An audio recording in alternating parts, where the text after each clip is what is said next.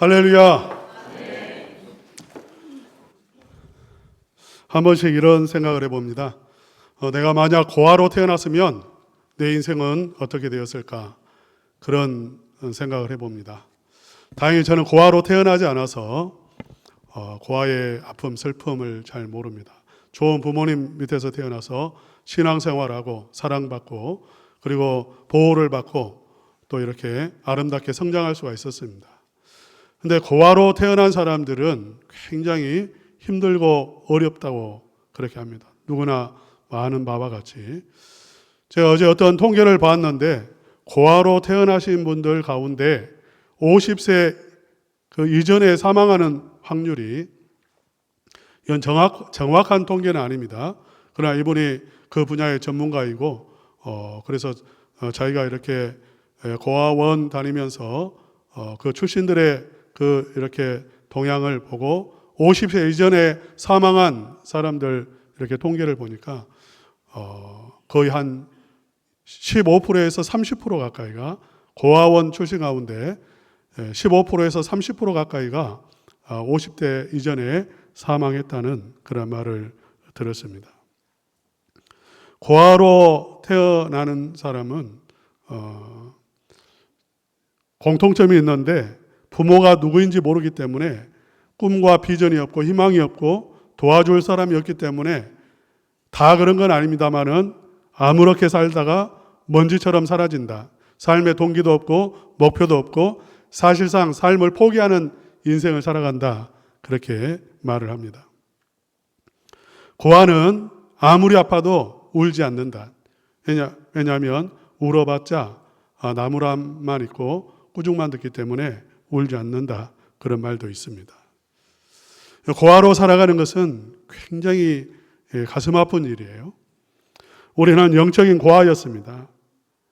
우리는 영적인 고아로 살았기 때문에 우리는 소망이 없었습니다. 삶의 동기도 없었습니다. 이 세상적으로는 부자로 살아야 되겠다, 즐겁게 살아야 되겠다, 여러 가지 소망이 있습니다만은 영원한 소망은 하나도 없었습니다. 영적인 갈급함 속에 있었습니다. 염려, 근심, 걱정의 종로로 됐습니다. 하나님께서는 이렇게 사는 우리들을 불쌍히 여기셔서 아들을 이 세상에 보내어서 자기의 백성들을 구원해 주시기로 작정하셨습니다. 이 하나님의 오랜 계획입니다. 영원한 계획입니다. 이 하나님의 영원한 계획을 중심에 놓고 하나님께서는 인류 역사 속에서 일하시고 섭리하시고 배후에서 통제하시고 조정도 하셨습니다. 그리고 하나님의 아들을 보내셨습니다. 이 하나님의 아들을 영접하는 자, 그 하나님의 아들을 믿는 자에게는 자녀가 되는 권세를 주셨다라고 말씀합니다. 오늘 1장 12절 말씀 다 같이 한번 읽어보겠습니다. 시작.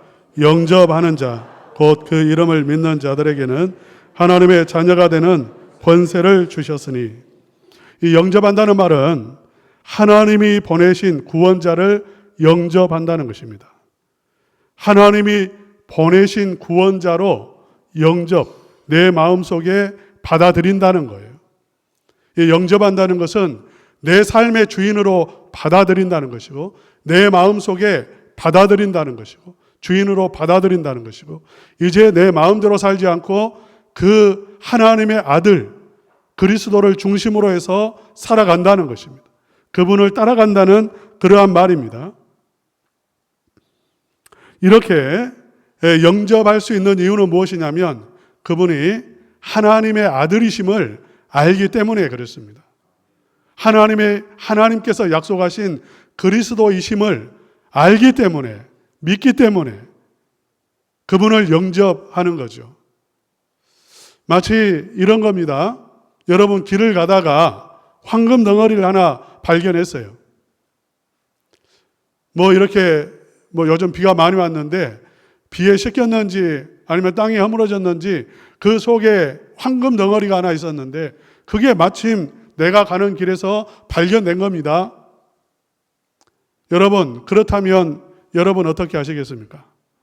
내가 바쁘니까 나 이렇게 나중에 이거 찾아가야 되겠다. 그러실 분 있습니까? 아니면 나 허리가 아파서 나는 힘이 없어가지고 이거 들고 갈 수 없으니까 들고 가지 않겠습니까?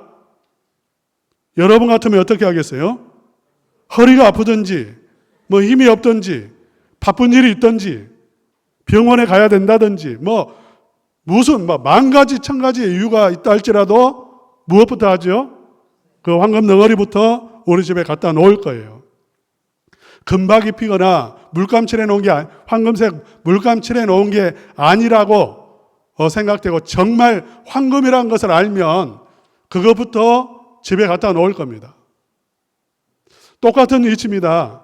예수님이 하나님의 아들이시고 하나님이 보내신 구원자이시고 하나님께서 나를 위해서 내 생명 주시기 위해서 나의 아버지가 되시기 위해서 예수님을 보내어 주셨고 그분이 하나님의 아들이라는 것을 안다면 가만히 있겠어요? 구원자라는 것을 안다면 내 인생의 문제를 해결해 주시는 분인 것을 안다면 절대 놓치지 않을 겁니다. 들어오십시오. 영접할 거예요. 주로 모실 겁니다. 그렇습니까? 안 그렇습니까? 예. 반드시 그렇게 되어 있어요. 만약 그렇게 하지 않는다면 믿지 않는 거예요. 하나님을 믿지 않는 거고 예수님을 믿지 않는 거예요. 믿는다면 반드시 행동으로 나오게 되어 있습니다. 영접하게 되어 있습니다. 그래서 영접하는 것과 믿는 것, 그것을 같은 것으로 말하고 있는 거예요. 영접하는 자, 곧 그 이름을 믿는 자들에게, 믿는 자, 같은 말이라는 것입니다. 영접하는 자는 믿는 자이고 믿는 자는 영접할 수밖에 없는 거예요. 이 자들에게, 이건 복수입니다. 누구든지 그 말이에요. 영접하는 자는 누구든지, 믿는 자는 누구든지 하나님의 자녀가 되는 권세를 주셨으니, 권세를 주신다는 것입니다. 할렐루야. 예, 놀라운 신분의 변화가 그 순간에 일어나는 것입니다. 하나님의 자녀가 되는 권세를 주셨다고 했습니다. 이건 정말 놀라운 권세죠. 왜냐하면 하나님이 놀라우신 분이기 때문에 그렇습니다. 이 하나님의 자녀의 권세가 얼마나 대단한지를 알려면 하나님이 얼마나 대단한 분이신가를 알면 돼요. 여러분, 하나님은 어떤 분이시죠? 예? 하나님은 어떤 분이십니까? 예, 할렐루야, 정답이에요. 어떤 분은 하나님은 어떤 분이신가를 물어보면 자기가 생각하는 하나님을 자꾸 이야기하려고 그래요. 자기가 생각하는 하나님은 그건 굉장히 위험한 거예요. 성경에서 하나님을 계시하셨습니다. 그래서 우리는 하나님이 어떤 분이신가를 말할 때에 내가 생각하는 하나님이 아니라 그 2단에 빠질 수 있고 3단에 빠질 수 있으니까요. 그건 위험한 것이고 성경에서 말하는 하나님은 어떤 분이신가를 말해야 되는데 성경 제일 첫 9장 첫 9절에 뭐라고 말씀하고 있습니까? 태초에 하나님이 천지를 창조하시니라. 우리 따라서 합시다. 태초에 하나님이 천지를 창조하시니라. 예. 하나님은 태초에 천지를 창조하신 하나님이십니다. 예. 이 우주 만물이 얼마나 큽니까? 우리 은하계만 해도 이건 정말 상상할 수 없이 우리가 사는 은하계만 해도 우리는 이 끝에서 저 끝을 갈 수가 없어요.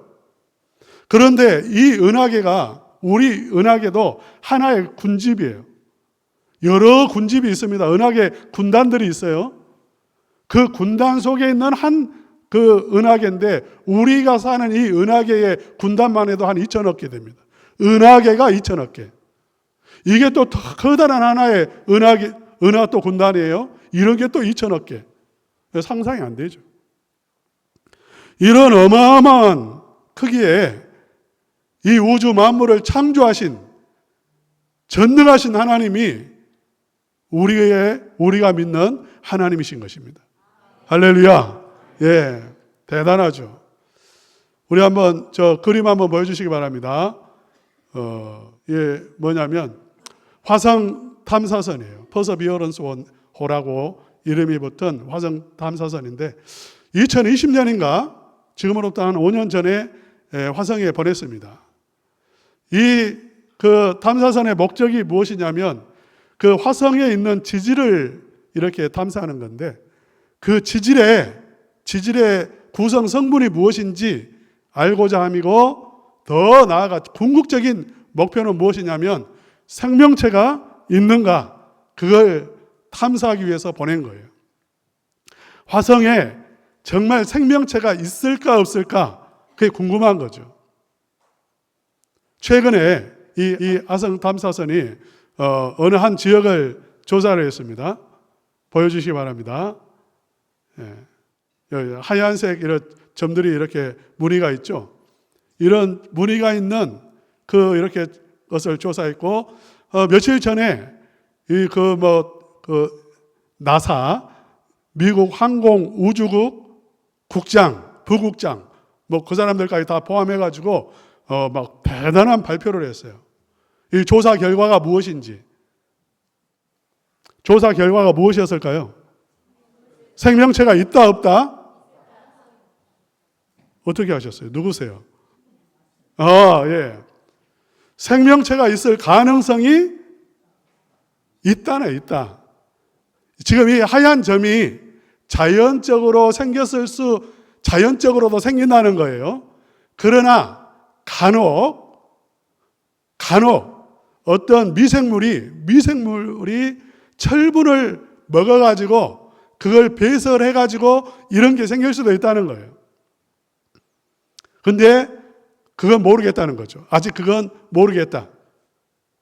저는 이 발표가 있기 전에 대단한 발표한다고 해서 예상을 했어요. 이쯤 발표하겠구나.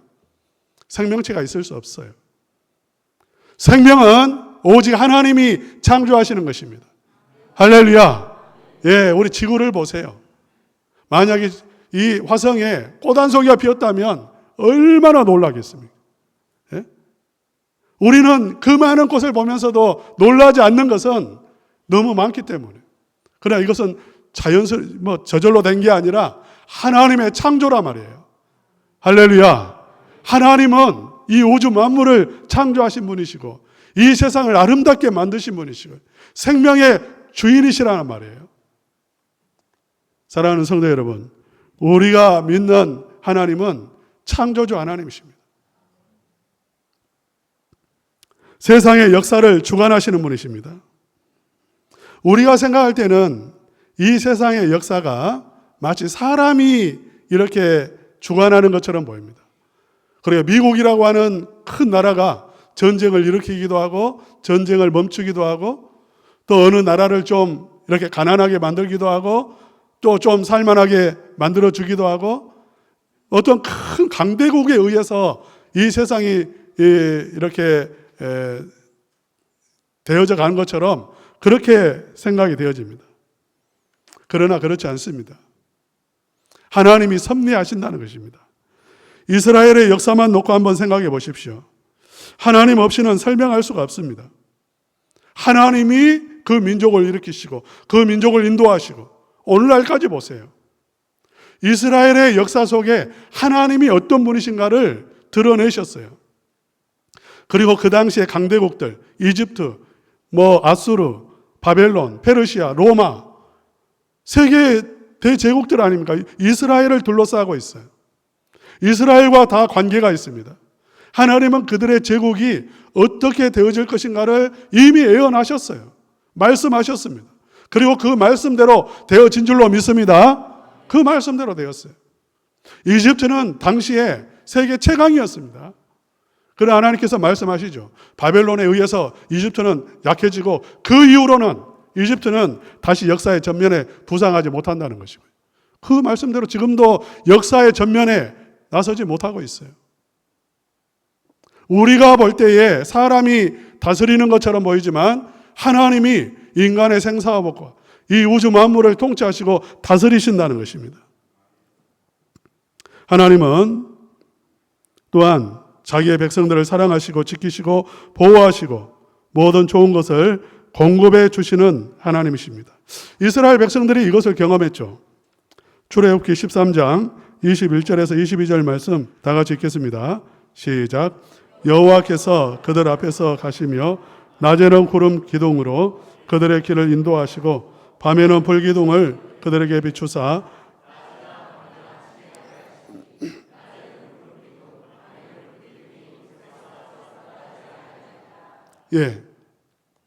하나님께서 이스라엘 백성들이 출애굽했을 때에 바로 보내신 게 무엇이냐면 구름 기둥과 불 기둥이었습니다.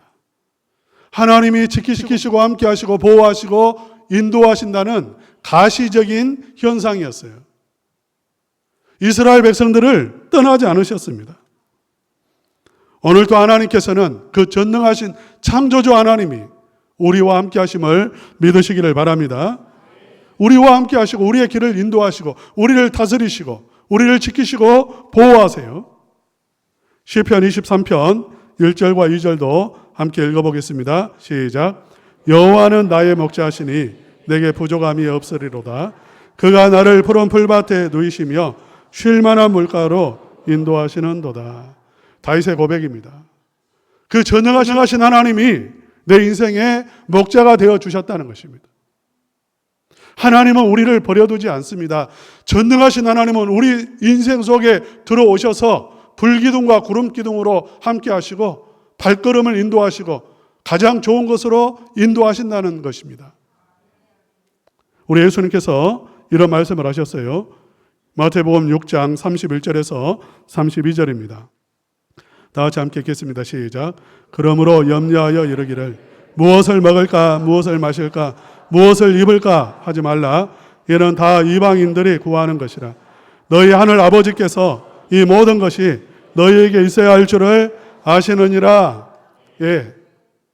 우리 하나님께서 우리의 필요를 채워주신다는 것입니다. 하나님이 어떤 분이십니까? 창조주이시고 섭리하시고 다스리시는 분이시고 우리와 함께 하시면서 우리를 인도하시고 우리의 모든 필요를 채워주시는 하나님이시라는 거예요. 우리 하나님은 부자입니다. 믿습니까? 능력 있습니다. 믿습니까? 제가 부교육자로 있을 때에 우리 애들이 아주 어렸습니다. 그때 아주 이렇게 유치원 정도 다니는 그런 때인데 하루는 킹크랩을 먹고 싶다고 했습니다. 한 번도 먹어본 적이 없었어요. 대인시장 갔습니다. 지금도 대인시장 가면 그 생각이 납니다. 주머니에 있는 돈을 다 털어서 킹크랩 한 마리를 샀습니다. 돈이 부족해가지고 주인한테 사정해서 현금 줄 테니까 한 마리 샀습니다. 집에 가져왔습니다. 얘들이 먹는데 저는 먹었을까요? 안 먹었을까요? 나까지 먹어버리면 이게 안 되는. 얘들이 아빠도 먹어요 하는데 나는 그런 거 싫어한다. 가난한 아빠니까요. 우리 하나님은 부유하신 하나님이세요. 우리 성도님들, 이 창조주 하나님, 전능하신 하나님, 이 우주 만물을 통치하시는 하나님의 자녀가 된다는 것은 위대한 일입니까? 위대한 일이 아닙니까? 위대한 일입니다. 대단한 일입니다. 우리 한번 따라서 합시다. 나는 왕의 자녀입니다. 우리 옆 사람과도 이렇게 한번 인사합시다. 우리는 예수님 안에서 왕의 자녀로 입양되었습니다. 그렇게 한번.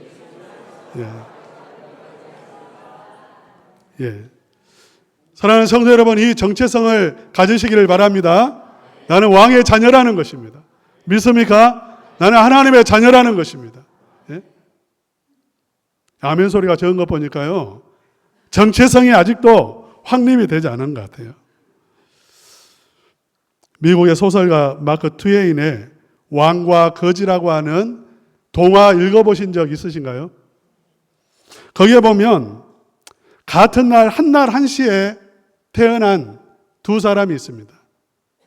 동시에 태어났어요. 같은 날 태어났습니다. 얼굴도 똑같이 태어났습니다.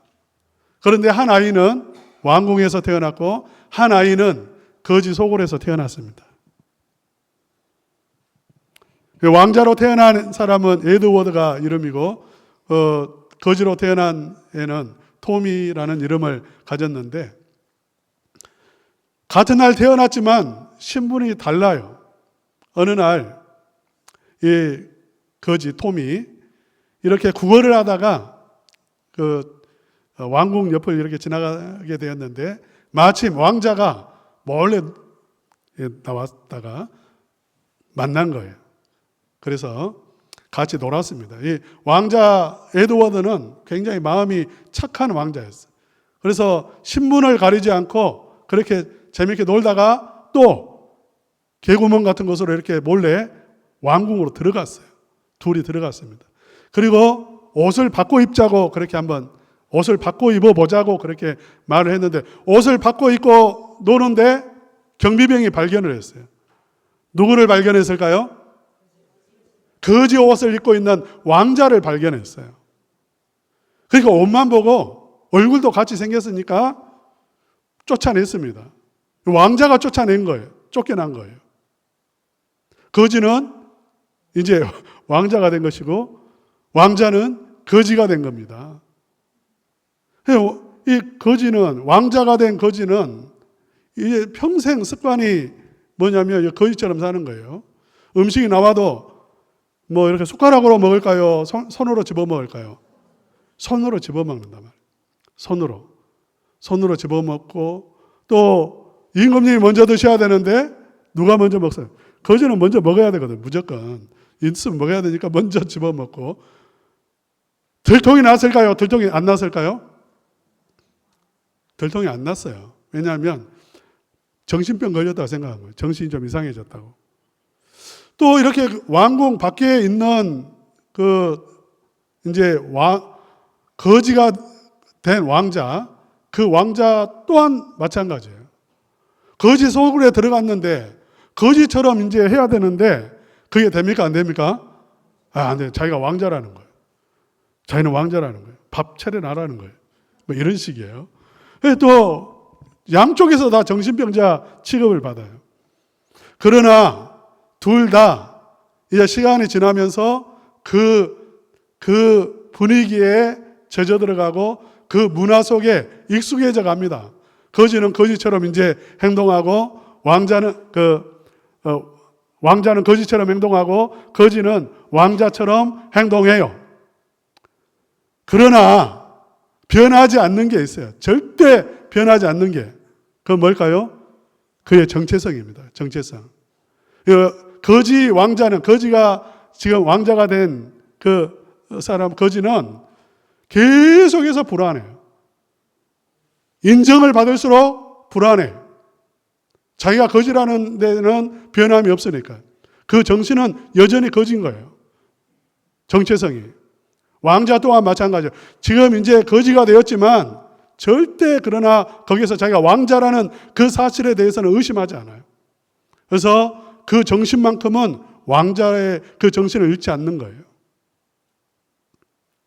여러분, 우리가 하나님의 자녀라고 하는 이 정체성을 갖고 살아가는 것은요, 그것은 정체성이 있느냐 없느냐 그것보다 더 중요한 거예요. 왜? 우리의 삶을 결정합니다. 우리의 모든 것을 결정해요. 그것이 우리의 비전이 되고 우리의 소망이 되고 우리의 삶이 되어지는 거예요. 내가 하나님의 자녀라고 하는 이 정체성이 없다면 우리는 절대로 이 세상에서 하나님의 은혜를 누리며 살아가기 어렵습니다. 고난을 이길 수 없어요. 염려, 근심, 걱정에서 헤어나올 수가 없어요.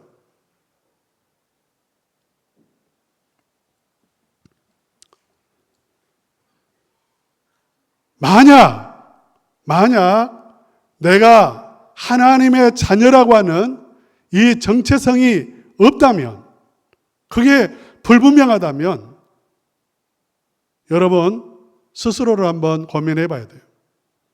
나 예수님 믿는 사람인가 고민해 봐야 됩니다. 나 하나님 믿는가? 예수님을 진짜 하나님의 아들로 내가 고백하고 있는가? 우리 한번 로마서 8장 15절 말씀 다 같이 읽겠습니다. 시작. 너희는 다시 무서워하는 주의 영을 받지 아니하고 양자의 영을 받았으므로 우리가 아빠 아버지라고 부르짖느니라. 예. 예수 그리스도를 고백하는 순간 우리에게는 하나님의 영이 임하시고요. 자연스럽게 하나님을 뭐라고 부르는가? 아빠라고 부른다는 것입니다. 하나님을 아버지라고 부른다는 거예요. 할렐루야. 예. 아빠라는 말이 얼마나 다정한 말이에요. 친밀한 말입니까? 이스라엘 백성들은 하나님의 이름을 부르지 못했어요. 하나님의 이름을 부르는 것은 신성모독이었어요. 그런데 그 하나님을 감히 부르지도 못하는 하나님을 아빠라고 부른다는 거예요. 그런데 이게 너무나 자연스럽게 나온다는 거예요. 예수님을 믿는 순간 하나님을 무엇라고 부르는가? 아버지라고 부른다는 거예요. 우리 한번 따라서 합시다. 하나님 아버지. 예, 하나님 아버지가 입에서 나오는 거예요. 그러므로 만약 내가 하나님의 자녀라고 하는, 하나님이 내 아버지라고 하는 그 정체성이 불분명하다면 내 신앙을 점검해 봐야 되죠. 여러분, 이 자리에 교회에 나오셨는데요, 이런 분 있을 수 있습니다. 예수님이 좋기는 한데 저 멀리 좀 나하고 좀 거리는 떨어져 있었으면 좋겠습니다. 너무 가까이 오지 마세요. 부담스럽습니다. 내 마음의 주인으로 모시는 것은 허락하지 않습니다. 그러니까 저하고 여러분의 거리만큼 그렇게 떨어져 계세요. 그래서 가끔씩 내가 필요할 때에 예수님 부르면 찾아오셔서 도와주시고 그냥 또 멀찌감치 거리 유지해 주시고 그렇게 해 주세요. 아니면 내가 지금 교회에 나와서 예배라고 하는 의식을 행하고 있으니까 이거 받으시고 그냥 적당한 거리에서 나 도와주세요. 여러분, 그렇게 신앙생활 할 수 있어요. 그건 믿는 게 아닙니다. 예수님을 믿는다는 것은 무엇이냐면 예수님을 내 마음속에, 내 인생 속에 주인으로 영접하는 거예요. 예수님을 영접하시기를 축원합니다. 예수님을 주로 영접하시고요. 만약 영접이 안 된다면 하나님이 어떤 분이신가? 예수님이 누구신가? 성령님은 어떤 분이신가? 다시 한번 점검하시고요.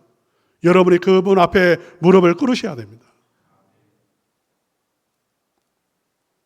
만약 영접했는데도 내가 하나님의 자녀라고 하는 그 신분이 의심스럽다면, 그게 믿어지지 않고 확신이 되지 않는다면 그것은 먼저 사단의 역사가 있고 방해가 있어요. 내 옛사람이 자꾸 그런 생각을 갖게 합니다. 어떤 문제가 생기면, 어떤 어려움이 생기면 너 하나님의 자녀가 아니야. 하나님은 너에게 관심이 없어. 하나님은 너를 도와주시지 않아. 이 세상은 그냥 저절로 움직여가는 것이고 힘 있는 사람들에 의해서 이 세상은 그렇게 만들어져 가는 거야. 너는 그 사람들 앞에서 잘 보여야 되고 그들 앞에 무릎을 꿇어야지 하나님 앞에 무릎 꿇을 필요가 전혀 없어. 이렇게 사단이 말하고 내 마음속에 옛사람이 그렇게 말하는 거예요. 여러분, 어떻게 해야 될까요? 히브리서 4장 16절 말씀 다 같이 함께 읽겠습니다. 시작. 그러므로 우리가 긍휼하심을 받고 때를 따라 돕는 은혜를 얻기 위하여 은혜의 보좌 앞에 담대히 나아갈 것이니라. 여러분, 그렇게 할 때마다 우리는 어떻게 해야 되냐면 은혜의 보좌 앞에 담대히 나아가야 할 줄로 믿습니다. 예, 하나님 앞에 더 가까이 나아가는 거예요. 하나님과 교제하는 것입니다. 더 가까이. 그러할 때 하나님께서 우리에게 풍성한 은혜를 주시고 하나님께서 우리의 결박을 끊어주시고요. 우리로 하여금 하나님의 자녀의 권세를 누리게 해주시는 거예요. 확신을 주시는 것입니다. 할렐루야. 사랑하는 성도 여러분, 여러분이 지금 어떤 어려움에 있을 수 있습니다. 그러나 망합니까? 망하지 않습니까? 절대 망하지 않습니다. 왜 망하지 않습니까? 하나님의 자녀이기 때문에 망하지 않습니다. 믿습니까? 예. 어려움에 처할수록, 어둠이 몰려올수록, 고난이 있을 때에 내 정체성을 분명히 하세요. 나는 하나님의 자녀라는 것이고요. 하나님이 내 아버지라시라는 것입니다. 할렐루야. 끝까지 붙으셔야 돼요. 풀무불 속에 들어갔을 때에 하나님께서 그들을 보호하셨습니다. 사자굴 속에 떨어졌을 때 하나님은 사자의 입을 막으셨어요. 할렐루야. 예. 여러분이 경험하게 될 거예요. 고난 속에서, 어려움 속에서 하나님의 자녀라고 하는 그 확신을, 정체성을 잃지 아니하고 하나님을 향해서 나아갈 때에 하나님이 건지시는 것을 경험하게 되어질 것이고요. 풀무불이 나를 태우지 못하는 것을 경험하게 되어질 것이고요. 사자의 입을 막으신 하나님을 체험하게 되어질 것이고요. 하나님의 영광을 보게 되어질 줄로 믿습니다. 우리 다 같이 한번 따라서 합시다. 나는 하나님의 자녀입니다. 하나님의 자녀의 권세를 누리면서 정체성을 잃어버리지 않고 이 세상에서 담대하게 살아가시는 우리 성도님들 되시기를 주님의 이름으로 축원합니다.